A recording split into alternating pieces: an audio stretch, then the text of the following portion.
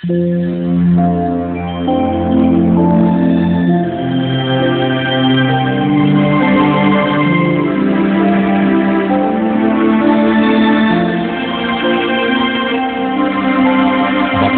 ang bumabasa at ang nangakikinig ng mga salita ng hula at tumutupad ng mga bagay na nasusulat doon, sapagkat ang panahoy malapit na.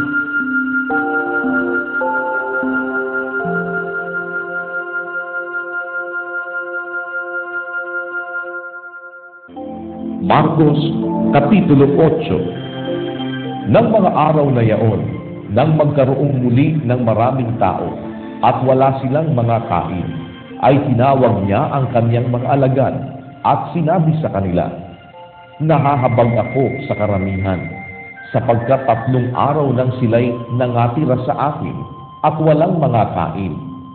At kung sila'y pauwiin kong nangagugutom sa kanilang mga tahanan, ay magsisipang lupaypay sila sa daan, at nagsipang galing sa malayo ang ilan sa kanila."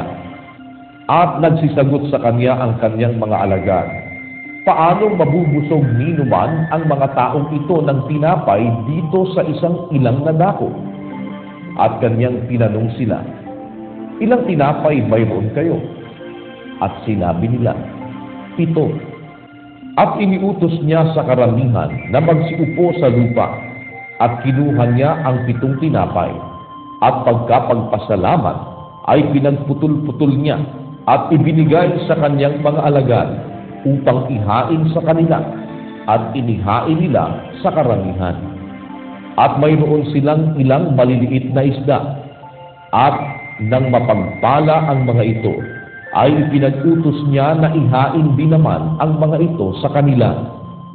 At sila'y nagsikain at mga busog, at kanilang pinulot ang lumabi sa mga pinagputol-putol na 7 bakol na puno.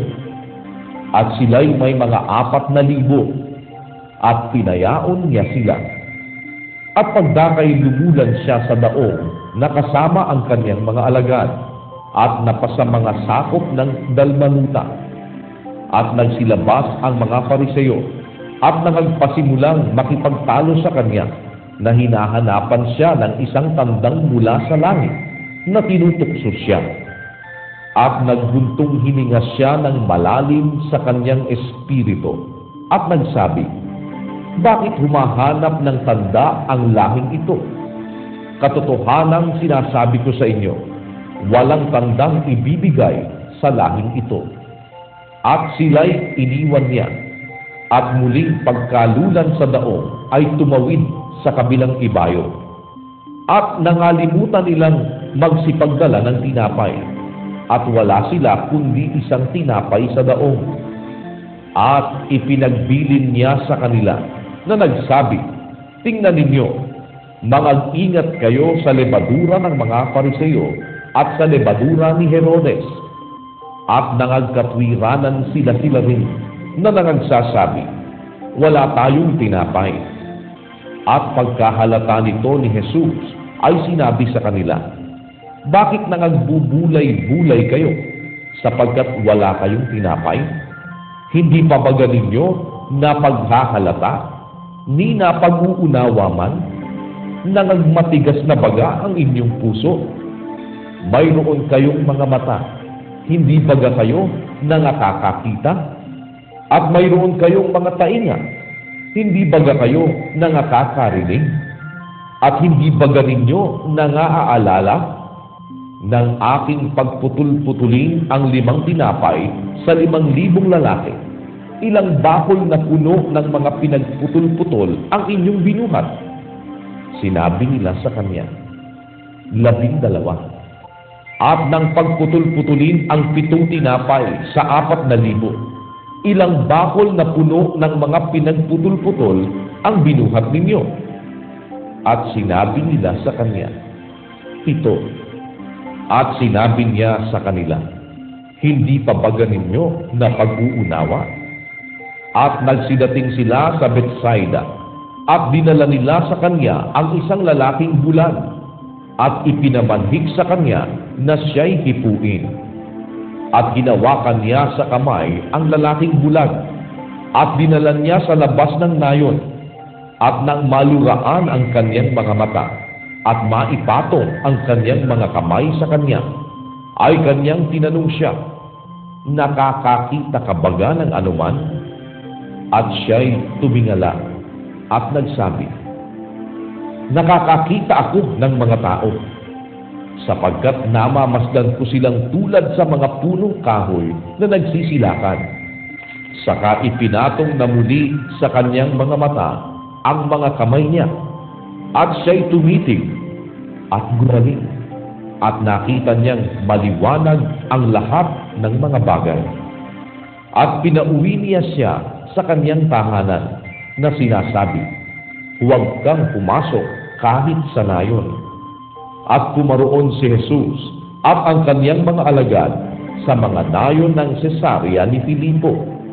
At sa daan ay itinanong niya sa kanyang mga alagad na sinabi sa kanila, "Ano ba nga ang sabi ng mga tao kung sino ako?" At sinaysay nila sa kanya na sinasabi, "Si Juan Bautista," at ang mga iba, "Si Elias," datapwat ang mga iba, "Isa sa mga propeta." At tinanong niya sila, "Datapwat ano ang sabi ninyo kung sino ako?" Sumagot si Pedro at nagsabi sa kanya, "Ikaw ang Kristo."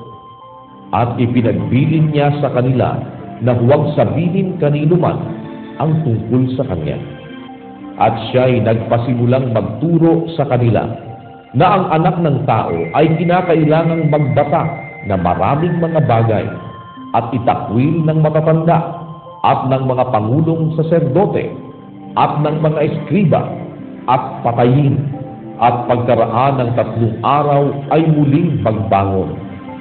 At hayag na sinabi niya ang pananalitang ito, at isinama siya ni Pedro at pinasimulang siya'y pagwikaan.